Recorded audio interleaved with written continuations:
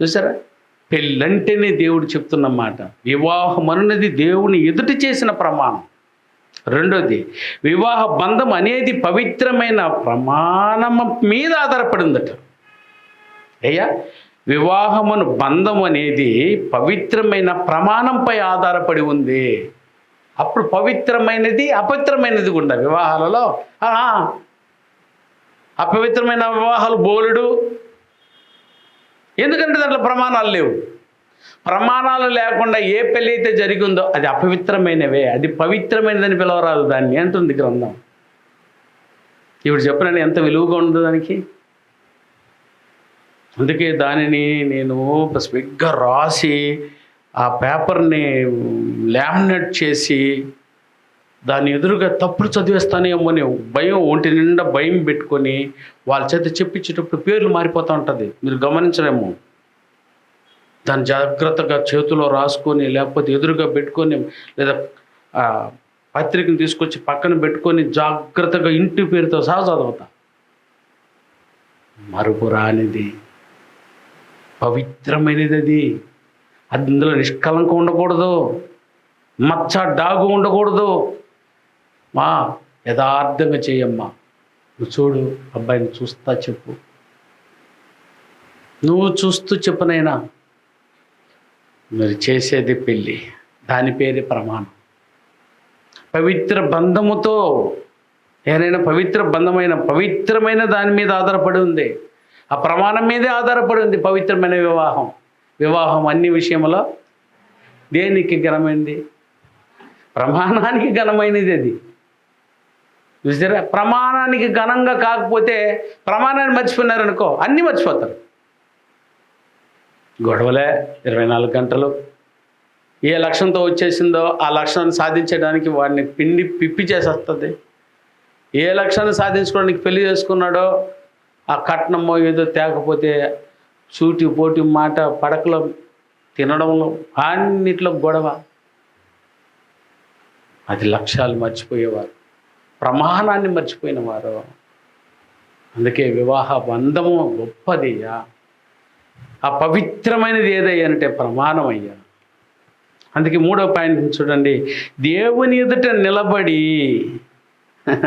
దేవుని ఎదుట పోయి నిలబడగలిగినది ఏదైనా ఉంది అనంటే, ఏదైనా భార్యాభర్తల తరపున దేవుని ఎదుట పోయి తీర్పులు నిలబడబోయేది ఏదైనా ఈ ప్రమాణమే. ఎంత సుదీర్ఘంగా రాశామని మాటలు. 4వది, జీవితాంతం భార్యాభర్తలు కలిసి, ఏదైనా భార్యాభర్తలతో కలిసి ఉండాల్సిందే అయ్యా. జీవితాంతం భార్యాభర్తలతో కలిసి ఉండాల్సిందేనైనా బంగారమా? కలిసి ఉండాల్సింది ఇల్లా? కలిసి ఉండాల్సింది చెప్పునైనా కలిసి ఉండాల్సింది ఏదయ్యా? నువ్వు తెచ్చినవే కట్నం అదే? భార్యాభర్తలతో జీవితాంతము కలిసి ఉండవలసింది, మీతో కలిసి కాపురము చేయవలసింది ఏదైనా ఉందనంటే అదే ప్రమాణము. చూడండి ఎంత విలువగా ఉందో. ఇవి తెలుసుకొని కాపురాలు చేస్తున్నారా ఈరోజు? నా ప్రియ సోదరా, దీన్నే వినలేదు కొంతమంది భార్యలు వచ్చి, ఇక్కడ దీన్నే వినలేదు కొంతమంది భర్తలు వచ్చి. ఇంకేమైనా సాధించబోతారు మీరు? ఇది ఎప్పటికీ నువ్వు విననే లేవు. వినకపోతే చూసారా, చాలా నష్టపోయే ప్రమాదం ఉంది. జీవితాంతం నీకు తోడుగా ఉన్నది ఏదనంటే, జీవితాంతం నీ భర్త తోడు ఉండడం ఎంత భద్రంగా చూసుకోవాలా? ఇంకేం నీకు తోడుకు రాదు. అదే ప్రమాణం. ఈ ప్రమాణమును మీరు ఇంట్లో మీరు ఏం చేసి పెట్టుకుని ఉండాలి బ్రదర్? ముందు కళ్యాణ ఆ పత్రికను చూసారు, ఆహ్వాన పత్రికను కొంతమంది ఏం చేసి ఉంటారు బ్రదర్? ప్రేమ చేసి తీసుకొచ్చి తగిలించుకొని ఉంటారు. వెరీ గుడ్, నేను తప్పని లేదు. దానికంటే కూడా ముందుగా ఏం పెట్టుకొని ఉండాలి బ్రదర్? ప్రమాణము. గొడవ వచ్చినప్పుడు వెంటనే ఏం చూపించవచ్చు భార్యకి? సార్ అవసరమా కాదో చెప్పండి సార్. అది కానీ చెప్పినామనంటే ఎంత పెద్ద గొడవైనా చల్లగా దిగిపోతావు. ఎందుకనంటే ఒకరి చేతులు ఒకరి పెట్టి కదా. ఎవరు ఎదురు చెప్పున్నారట? అబ్బా,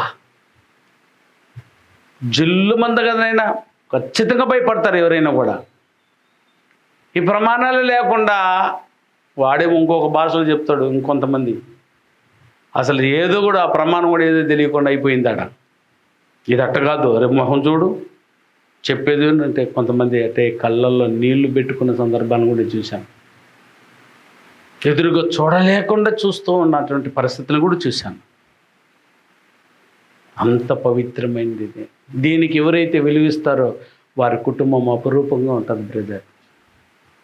ఎవరైతే ఈ ప్రమాణాలకు విలువిస్తారో వారి భార్యాభర్తలు అపురూపకంగా గ్రంథంలో రాసుకున్న క్వాలిటీ కలిగిన వాళ్ళు. సరే, భార్యను భర్త మతించదు, భార్యను మతించరు. దీనికి గల కారణం ఏదయ్యానంటే వాళ్ళ ప్రమాణాన్ని మతించరు కనుక, వారి ప్రమాణాన్ని చూడరు కనుక. అయ్యో నేను భార్య ఫలానా రోజు నేను ప్రమాణం చేశానే, ఎవరేని నేను చెడు మార్గానికి నడిపించడానికి ఆశిస్తే నేను నా భార్యకి ప్రమాణం చేస్తున్నాను అని అనగలవా నువ్వు? అన్నావనంటే అది ప్రమాణం, అది కుటుంబము, అది భార్య భర్త. అందుకే ప్రియమైన వాళ్ళరా, వివాహం అంటేనే ఇప్పుడు మన దృష్టిలో కనబడేది ఏదైనా ప్రమాణం. అది గుర్తుపెట్టుకోండి. మీకు వివాహం అయిందా అంటే ఏమైందని అర్థం? ప్రమాణం అయి ఉందా? ఒకరికొకరికి ప్రమాణం అయి ఉందమ్మా. ప్రతి కుటుంబ ప్రార్థనలో మీరు జ్ఞాపకం ఉంచుకోవాల్సింది ఏదైనా ప్రమాణము. ప్రతి సమస్యకు మీరు గుర్తు తెచ్చుకోవాల్సింది దేన్నైనా ప్రమాణము. ఇది తెచ్చి చూడండి మీ కాపురం ఎలా ఉంటుందో. నా మాట వింటమే లేదు నా భార్య, నా మాట వింటమే లేదు నా భర్త అని అంటూ ఉంటారు. కానీ ఇది ఎత్తుకుపోయి ఫ్రేమ్ చేసి పెట్టు. ఒక్కసారి లేచింది ఇద్దరు చదవండి, లేచింది ఇద్దరిని జ్ఞాపకం చేసేయండి. దీనికమ్మా ఈ గొడవలు ఆడుకునే దానికి మనం ప్రమాణం చేసింది అను